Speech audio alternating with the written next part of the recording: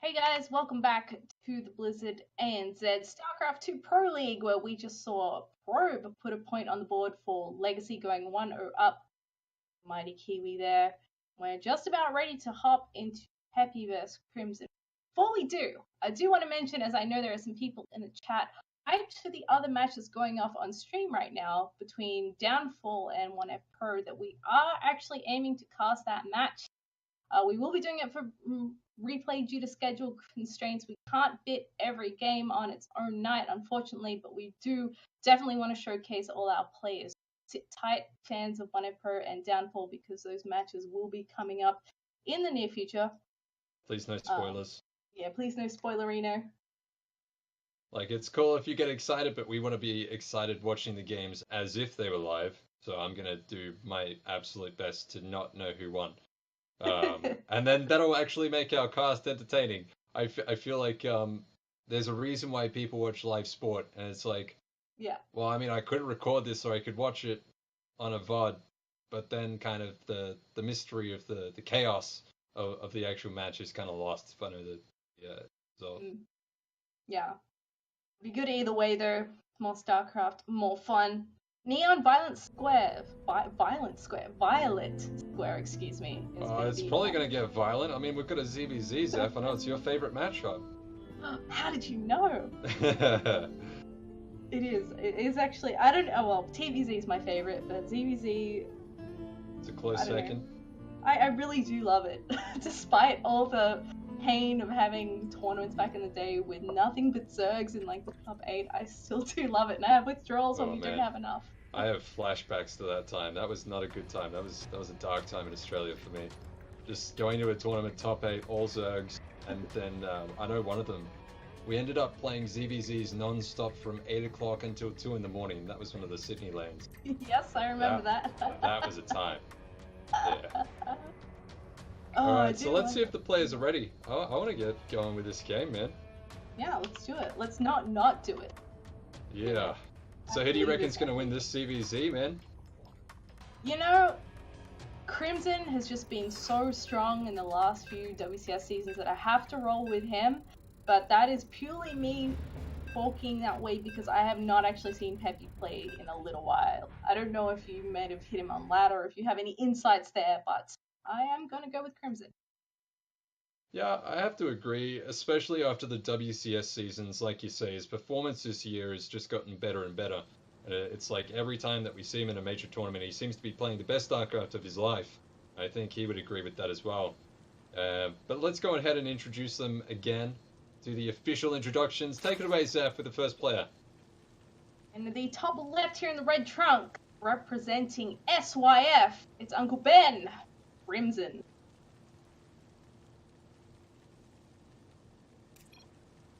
And he'll be wanting to shower his opponent in Crimson Red. Playing down here in the bottom right-hand corner, playing for Team Legacy Esports, it's Peppy.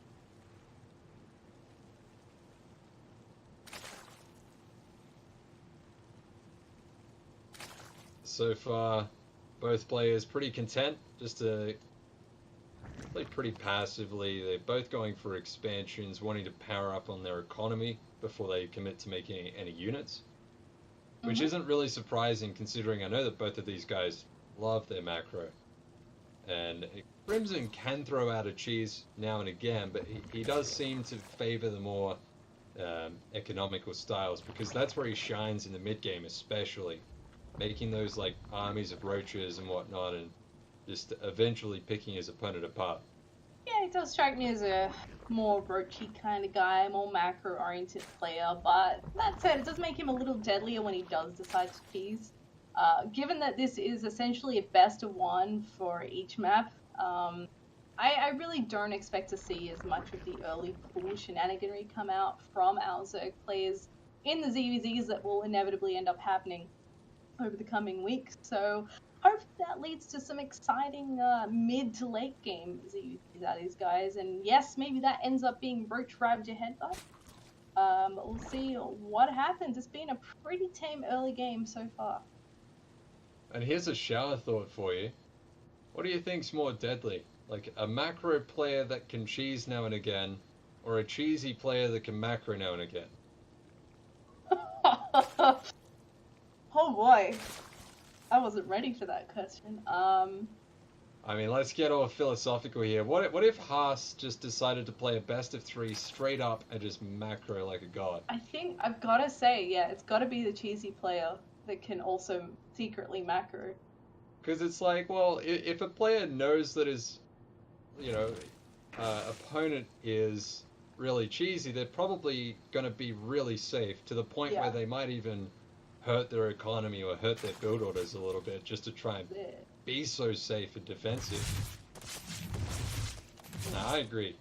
Anyways, Crimson coming up here, getting a scout with his Zergling. Gonna see that Peppy hasn't quite yet taken that backdoor. These backdoor like pocket expansions, by the way, they have half the mineral patches. So it's not quite a third. It's kind of like, well, you can get on 2.5 bases, and you have an interesting decision as to where you take your next base. Yeah. Oh. Okay. He picks himself up a drone here and gets a bit of scout off. Sees the lair timing there, so not too bad for Crimson. And yeah, that back base is a little weird. You saturate it with a whole 8 drones, so it's actually not a lot. I do wonder the value of doing some 2 base builds with that as a third base, maybe. But I do actually like Crimson's decision to take the more southern third base. Yeah, it's good, especially when he's in this position. He's a couple of workers up. Well, now he's 7 workers up. He'll be able to get decent saturation very quickly. In terms of the tech, Crimson's already started his carapace upgrade and he's going for the Baneling Nest. Whereas Peppy, he's getting that third base in the back. He'll have access to more gas, so I feel like we might see a Spire from him or something, but he is going to have a lot of gas very quickly, and we haven't really seen like anything. There's no Evo chambers down for Peppy. All he has is the pool, the lair, and the Baneling Nest. Yeah, I'm curious to see what he throws down. I mean, he has enough money for that Spire tech as you go for it. I think mutants are maybe more of a thing.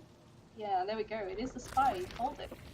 But Crimson is coming across the map with a huge amount of lings. And he's got that Carapace upgrade halfway done as well. Does Peppy have the defense that he needs to deal with this big Ling Bane attack? Oh, that's a very good question, Zeph. There's only one Spinecrawler here, and if you're going for a Spire so early, it feels like you'd really want to have maybe 3 or 4 Spines. Because this attack is going to be deadly. Crimson, the Banelings are coming up now. The Spinecrawler is going to get to work, but it's quickly going to be dispatched. And another 5 Banelings. A couple of Queens on the ramp will be able to buy Peppy some time, and his own Banelings are coming out now. Spire is about 2/3 of the way done, and the Mutalisks won't be too far behind.